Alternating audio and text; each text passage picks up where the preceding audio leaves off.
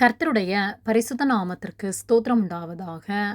கர்த்தராகிய இயேசு கிறிஸ்துவின் நாமத்தில் உங்களுக்கு கிருபையும் சமாதானமும் உண்டாவதாக. இந்த நாளுக்குரிய தியானத்திற்கான தேவ வார்த்தை தானியேல் அதிகாரம் 4 வசனம் 31. இந்த வார்த்தை ராஜாவின் வாயில் இருக்கும்போதே வானத்திலிருந்து ஒரு சத்தம் உண்டாகி, ராஜாவாகிய நேபுகாத் நேச்சாரே, ராஜ்யபாரம் உன்னை விட்டு நீங்கிற்று. பிரியமானவர்களே, கர்த்தருடைய பிள்ளைகளாகிய நாம் தாழ்மையானவர்களாய், கர்த்தருக்கு பிரியமுள்ளவர்களாய் வாழ வேண்டும். பெருமையான வார்த்தைகள் நம்முடைய வாயில் வராதபடிக்கு நம்மை காத்து கொள்ள வேண்டும். நம்முடைய மேன்மை, நம்முடைய புகழ் எல்லாம் கர்த்தர் ஒருவரே. நாம் அவரை மேன்மைப்படுத்த வேண்டுமே அல்லாமல் சுய பெருமைகள் நமக்குள் இருக்குமானால் நம்முடைய வாழ்வு ஆசீர்வாதமானதாய் காணப்பட முடியாது. தானியேல் 4:31 இந்த வார்த்தை ராஜாவின் வாயில் இருக்கும்போதே வானத்திலிருந்து ஒரு சத்தம் உண்டாகி, ராஜாவாகிய நேபுகாத் நேச்சாரே, ராஜ்யபாரம் உன்னை விட்டு நீங்கிற்று என்று சொல்லப்பட்டுள்ளது. நேபுகாத் நேச்சார் தான் உண்டாக்கின எல்லாவற்றையும் குறித்து நான் இதை உண்டாக்கினேன் என்று சொல்லி தன்னுடைய இருதயத்தில் நினைத்தார். இது என் வல்லமையின் பராக்கிரமத்தினால், என் மகிமை பிரதாபத்துக்கென்று ராஜ்யத்துக்கு அரமனையாக நான் கட்டின மகா பாபிலோன் அல்லவா என்று சொன்னான். இந்த வார்த்தை அவன் வாயில் இருக்கும்போதே ராஜ்யபாரம் அவனை விட்டு நீங்கி மனுஷரிடமிருந்து தள்ளப்பட்டு மிருகத்தோடு கூட சஞ்சரித்தார்.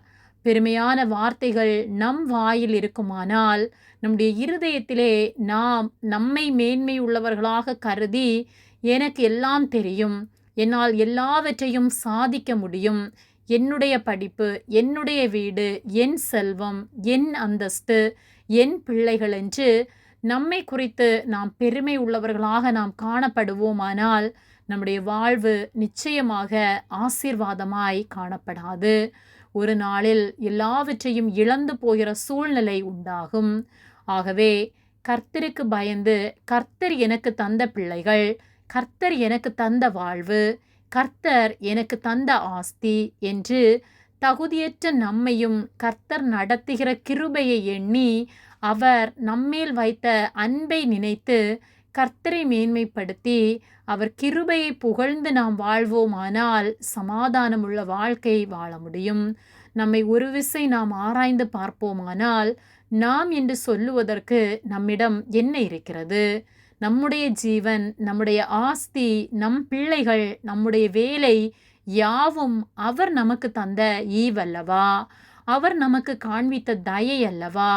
ஆகவே அவர் நமக்கு தயை காண்பிக்கவும் அவருடைய கிருபைக்கும் நாம் எம்மாத்திரம் என்பதை அறிந்து ஒவ்வொரு நாளும் அவரை மகிமைப்படுத்தி அவருடைய நாமத்தை உயர்த்தி அவருக்கு உண்மையுள்ள வாழ்க்கை நாம் வாழும்போது நம் வாழ்வு, நம் தலைமுறை ஆசீர்வாதமானதாய் காணப்படும். ஆகவே நம்மிடம் மேன்மை பாராட்ட ஒன்றும் இல்லை என்பதை உணர்ந்தவர்களாய் நம்மை தாழ்த்தி கர்த்தரை உயர்த்தி அவர் நாமத்தை மகிமைப்படுத்துவோம். ஒருபோதும் பெருமையான வார்த்தைகள் பிறருக்கு முன்பாக பேசாதபடிக்கு, நம்முடைய இருதயத்தில் எண்ணாதபடிக்கு ஜாக்கிரதையாக வாழ்வோம். பெருமை உள்ளவர்களுக்கு கர்த்தர் எதிர்த்து நிற்கிறார். ஆகவே கர்த்தருக்கு பயந்து அவருக்கு உண்மையுள்ள வாழ்க்கை வாழ்வோம். கர்த்தர் நம் ஒவ்வொருவரையும் ஆசீர்வதித்து நம்மை பாதுகாத்து நடத்துவார். ஆமேன். ஜெபம். எங்களை அதிகமாக நேசித்து வழிநடத்தி வருகிற எங்கள் அன்பின் பரிசுத்த பிதாவே, இந்த வார்த்தைகளை நாங்கள் தியானிக்கும்படியாக நீர் தந்த கிருபைக்காக நன்றி செலுத்துகின்றோம். பெருமைகள், சுயமேன்மை எங்களில் காணப்படாதபடிக்கு இப்படிப்பட்ட ஜென்ம சுவாபம், மாம்சீக சுவாபத்தை எங்களிடத்திலிருந்து எடுத்து போடும்படியாய் தாழ்மை உள்ளவர்களாய், அன்புள்ளவர்களாய் எங்களை மாற்றும்படி ஜெபிக்கின்றோம். எங்களை உம்முடைய கரத்திலே தாழ்த்துகின்றோம். இயேசுவின் நாமத்தில் ஜெபிக்கின்றோம் பிதாவே. ஆமேன். கர்த்தர் உங்களை ஆசீர்வதிப்பாராக.